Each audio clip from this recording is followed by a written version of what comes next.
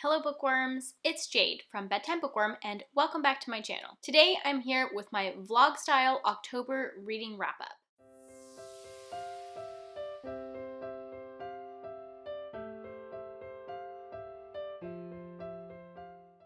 If this is the first vlog style wrap up of mine that you've seen, basically that just means that I took some clips during the middle of the month. In the case of this month, I just have one clip that I took mid-month and then one clip that I took at the end of the month. I like to do that when I feel like I'm reading a lot so that I'm able to talk about my thoughts on a book while they're still really fresh on my mind instead of waiting till the end of the month. Overall, I'd say that October turned out to be a pretty good reading month.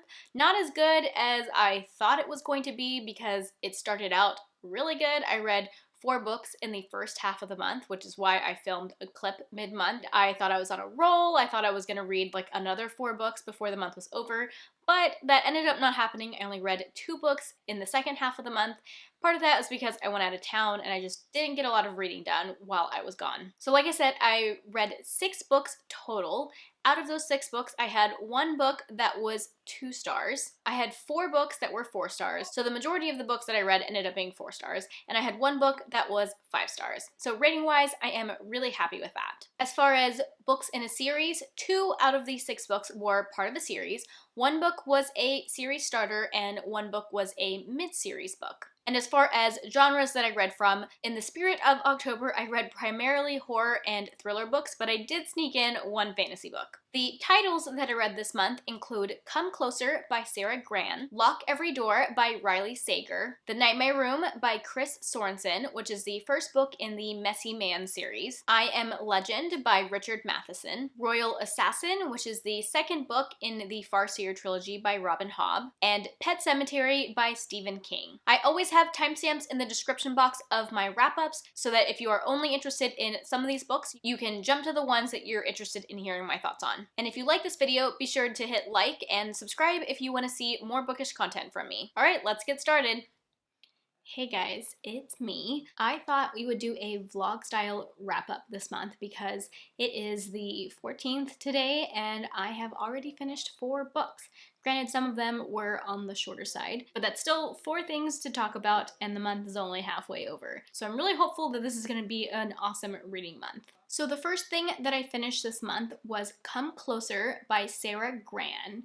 And I gave this 4 out of 5 stars. I read this as an ebook, which I accessed through Kindle Unlimited. I have a free trial of it right now. So you'll see a few Kindle Unlimited books in my wrap up this month. This is an adult horror book that is basically a possession story. It is on the shorter side, so probably more like a novella. The main character's name is Amanda, and basically she starts noticing a few weird things happening in her life, like she keeps hearing a tapping noise, and then she starts like not remembering things, like she's blacking out. She starts having these weird impulses to do things. A lot of like really weird things are happening to her over a longer period of time. And she at first isn't really sure what's going on. She doesn't know if maybe she's having like a mental breakdown or maybe she is being possessed. This is one of my friend Rachel's favorite horror books. I'll have her channel linked down in the description box. She reads a lot of horror as well as some science fiction and fantasy, so definitely go check her out. But I knew this was one of her favorite horror books and I was really excited to read it and see for myself what I was gonna think because she and I don't always have the same taste in books.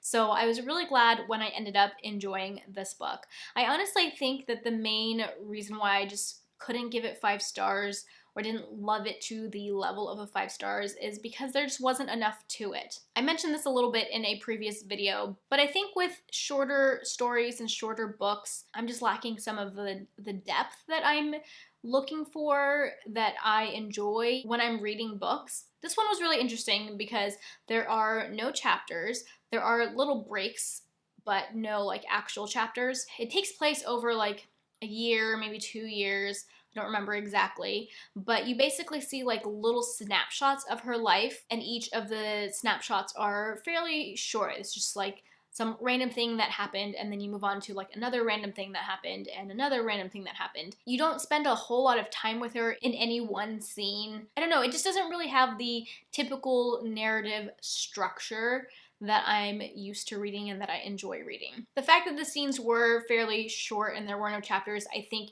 did help to make me want to keep reading and wanting to know what's happening next. So in that sense, like, the pacing was good. But yeah, when I was done with it, I just kind of felt like I wish I had had more time with her, more time like seeing her relationships and the things that her relationships went through. I just was left with the feeling of wanting more. So I really enjoyed it. Definitely recommend it for anyone who wants to try a possession story. There's really not anything super horrific, like bloody or gruesome in this book, so I think it's a good place for like horror beginners to start as well. The next book I finished, I read physically, and that is Lock Every Door by Riley Sager. This was so much fun to read. I did this as a buddy read with Rachel from the Shades of Orange, and also sort of with Julie from A Girl in a Book. Julie wasn't actually reading it with us, but she read it like last month or the month before. She read it very recently, so she was like in on our conversations while we were talking about this book. This book had been getting a lot of buzz, and so I was really excited to be reading it. This was my first Riley Sager, so I hadn't read either of his other books. So this is an adult thriller, mystery thriller, and it's about a girl named Jules who is going through a really tough period in her life, although she kind of has had a really tough life in general. Like, her history is pretty sad, but she is in between jobs. She just got laid off. She just found out her boyfriend was cheating on her, and she needs a new place to live, and she also needs a job. She sees an ad in the newspaper for an apartment sitting gig at a really fancy building in New York called the Bartholomew. It pays really well, but it does come with some strange rules, like she has to spend every night in the Bartholomew. She can't have any guests over. So while she thinks the rules are strange, the person giving her the job is able to explain it in a way that makes sense. So she takes the job because she needs it. But then as time goes on, she starts to notice more strange things about the people that are living in the Bartholomew, and the mystery unravels from there. The suspense level in this was pretty high. I was constantly on the edge of my seat wanting to know what was going to happen next. I thought the pacing was great, the writing was great, characters were great. I loved so much about this book. I really liked the way that it ended. There were a few things that I had kind of predicted that ended up being right, and then even when I thought that I had like the rest of the book figured out, it actually surprised me. It took a turn and was different than the direction that I thought it was going, and so it was so much fun, especially because I was discussing my predictions and how I was feeling with Rachel as we were going along. So it's fun for us to like discuss our theories and then like be surprised by things. I haven't read a whole lot of thrillers, but this is definitely one of the best thrillers that I've ever read, and I'm very excited to read more Riley Sager in the future. If I didn't say it already, I gave this 5 out of 5 stars. The next book that I finished in October was a little bit of a disappointment for me, and that was I Am Legend by Richard Matheson. I was really looking forward to this book. A few of my friends have read it and really loved it. I've also really enjoyed the movie adaptation, which I knew was supposed to be different from the book, but it was very different from the book. So I think part of the reason why I was disappointed by this was probably because it was so different from the movie. I usually don't care if adaptations change things. I understand that things need to change, but it's like the whole message of this book and the message of the movie are different, and I feel like adaptation should at least like capture the heart or the message of the original, and that just wasn't true for this book to movie adaptation, which I know is like a whole nother thing. I do think that even if I hadn't watched the movie first, that I still wouldn't have really enjoyed this book. Oh, I gave it 2 out of 5 stars. I'm being really forgetful to say my ratings in this clip. But yeah, I gave this 2 out of 5 stars. It was disappointing. So before I picked this up, I was a little bit nervous because this is technically a classic. It was like written in the 50s, and I just don't read a lot of classics. I, don't tend to jive with the writing style and things like that, but I had been told this is a really easy classic to get into as far as like writing style, and it's pretty short. It was only like 170 pages. And I do agree to an extent that the writing style is like not hard to read in any sense, but I still didn't like super connect with it. I had 2 main issues with this book. The first one was that it's pretty boring for a post-apocalyptic survival story. I just expected him to have to do more surviving. I mean, we kind of follow the main character, Robert Neville, around on his like daily tasks for a little bit, but he's not really like endangered very many times in this book. And I was kind of just expecting there to be more danger and more like exciting scenes, and there really were. There is this whole element of like him being a scientist and trying to like study this disease that has like wiped out the rest of the population. And while you would think that that would be right up my alley and would be super interesting, I mean, I found it kind of interesting, but it was also kind of boring. The other main thing that I struggled with in this book was the way that it ended. I just didn't like the ending. It's not the ending I would have wanted. I think it's an ending that works for a lot of people, but yeah, I just didn't like it.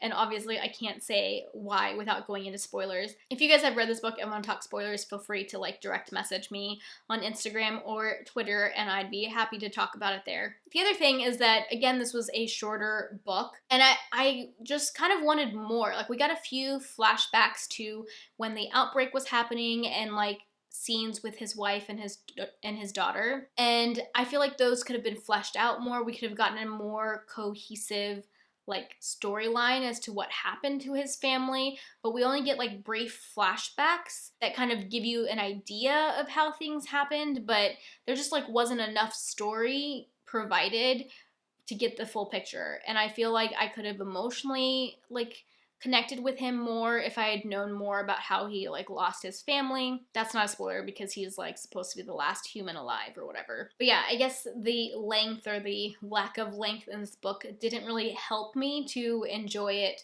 more. For most of the book, I was leaning towards just giving it 3 stars because I was kind of bored and it was just like okay. But then the ending happened and I really didn't like the ending, so that dropped it down to a 2.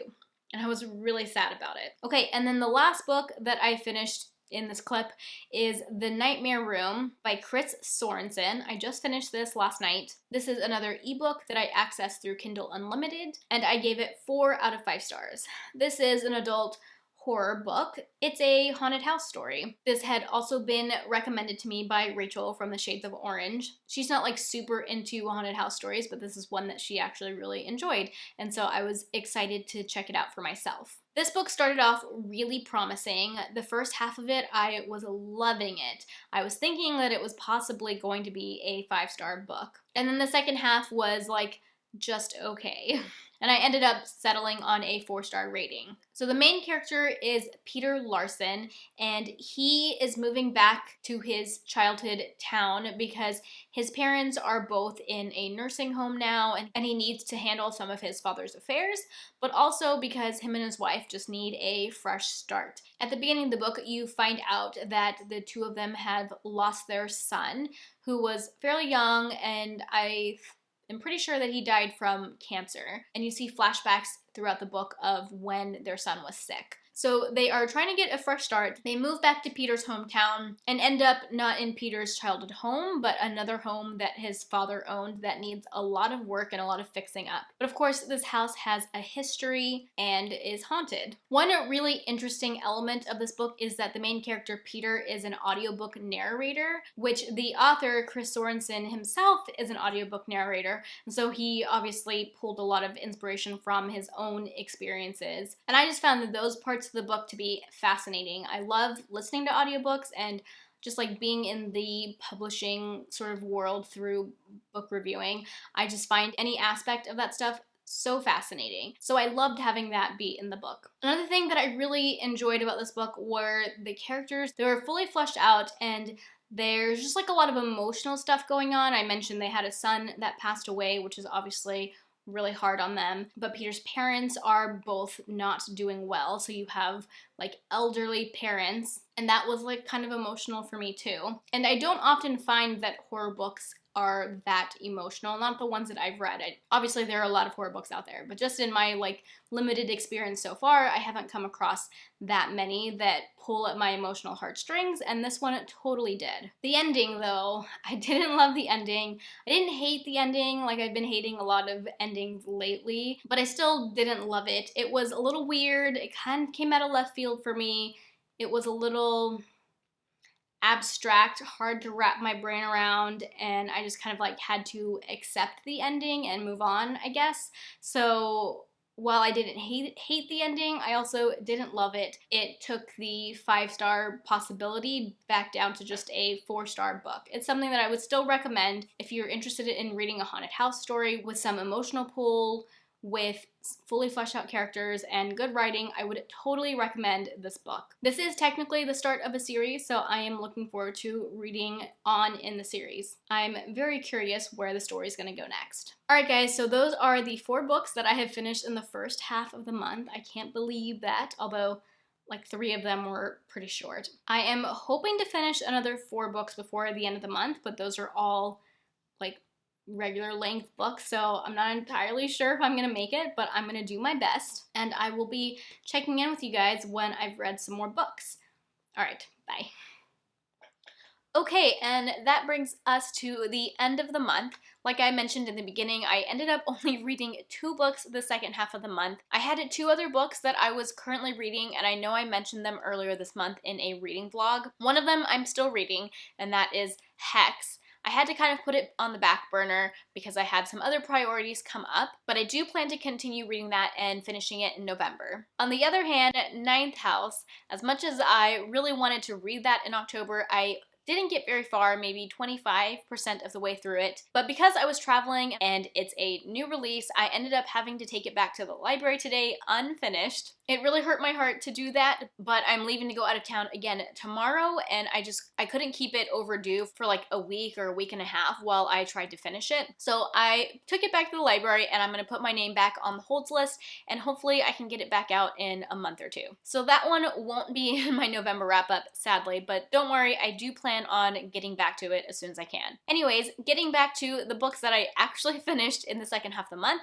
the first one that I finished was Royal Assassin by Robin Hobb, which is the second book in the Farseer trilogy. This is technically a reread for me. I originally read this trilogy like 10 years ago, but I didn't remember a lot from it. I read the first book in this series back in January or February, so picking up the sequel was definitely a long time coming. I had put it on multiple seasonal TBRs, and I'd actually started reading it once before, but ended up getting distracted by other books, so I'm very happy to say that I finally finished it. And all of that was not because I wasn't enjoying it. I actually was really enjoying it, just sometimes I get distracted by other books.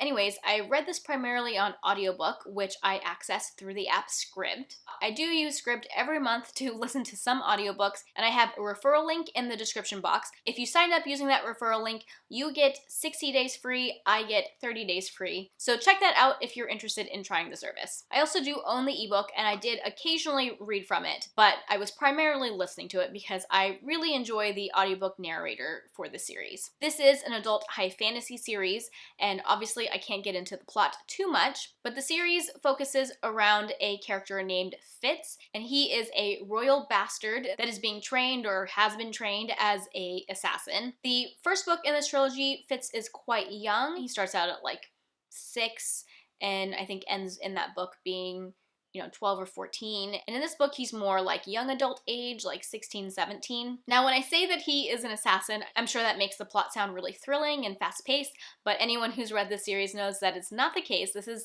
very much a slow-moving, character-focused book, which honestly doesn't usually work for me, and I cannot tell you why I love this series as much as I do. Oh, I forgot to say, but I gave this book 4 stars. Just like I gave the first book 4 stars. I feel that this series has a lot of political intrigue, which definitely ramps up in this book. On top of that, there is a lot more romance in this book, and I really enjoy that aspect. I love the romance trope that is in this book. It's a little bit of a forbidden romance, or like people who are in love but can't be together for reasons, and that is just my favorite romance trope. In addition to the romance, there are also some really great friendships in this book. Fitz has some close relationships with a few different adults in the book, and I love his interactions with everybody, and it's just a book that really gives me the warm and fuzzies. I don't know if that's because it's a reread and I have some nostalgia towards these books or what, but I just love these books. At the same time, I don't love them to the level of a 5-star, and I can't really put my finger on why that is. It just doesn't give me that 5-star feeling. The way this book ended, I am on my toes. I really want to know what's going to happen next. Even though this is a reread, I really don't remember a lot of what happens. There were things in this book that I kind of had a general feeling about, but after reading the ending, I honestly have no idea what's going to happen in the next book. I'm sure it's one of those things when I start reading it, I'll again get some of those feelings and inclinations about what might happen, but at this moment, I'm just on the edge of my seat and I want to know what's going to happen next. The next book that I finished in the month of October, at the very end of October, on Halloween actually, was Pet Sematary by Stephen King. I read this primarily on audiobook, which I accessed again through Scribd. I did have a physical hardcover out from my library as well, but I mostly listened to the audiobook because it is narrated by Michael C. Hall, who is the voice of Dexter, or who is Dexter.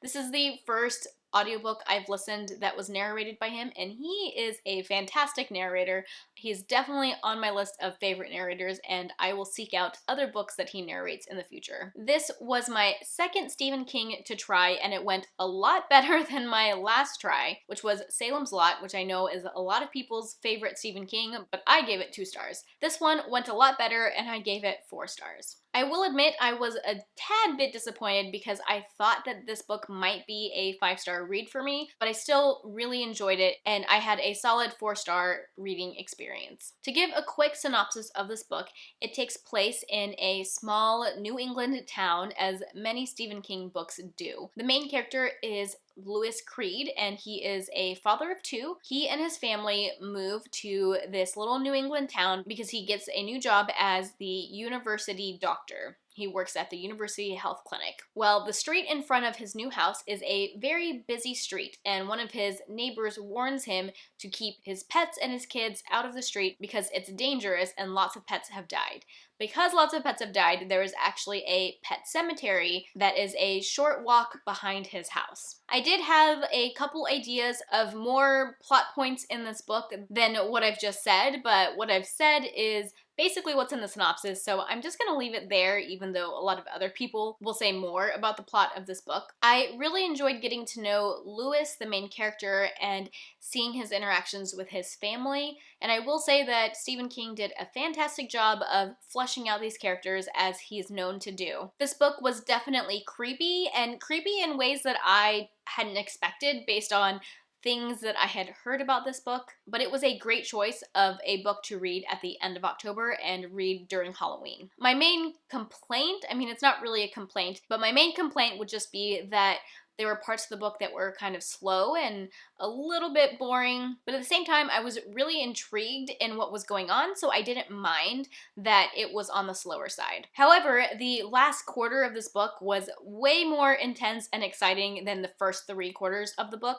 If the way the last quarter of the book made me feel was what I had been feeling the whole time, I think I would have given this book 5 stars, but sadly that wasn't the case. It was just the last quarter of the book that I found really thrilling, and it had me on the edge of my seat. And while I thought the characters were really well fleshed out, I didn't emotionally connect with the characters as much as I would have wanted to. Going into this book, I thought for sure that it was going to make me cry, and it didn't, even though I cry fairly easily in books. I think that if I had emotionally connected more, that also could have made this a 5-star book for me. So basically, I really enjoyed this. There were a lot of things that I loved about it, but I just didn't love it quite to the level of a 5-star book. But overall, I really enjoyed this book. I am really glad that I read it, especially in October, and I look forward to reading more Stephen King. He has a huge backlist, and I know that some of his stuff will be hit or miss with me, but this one was a hit, and I look forward to maybe one day finding a Stephen King book that I will give 5 stars.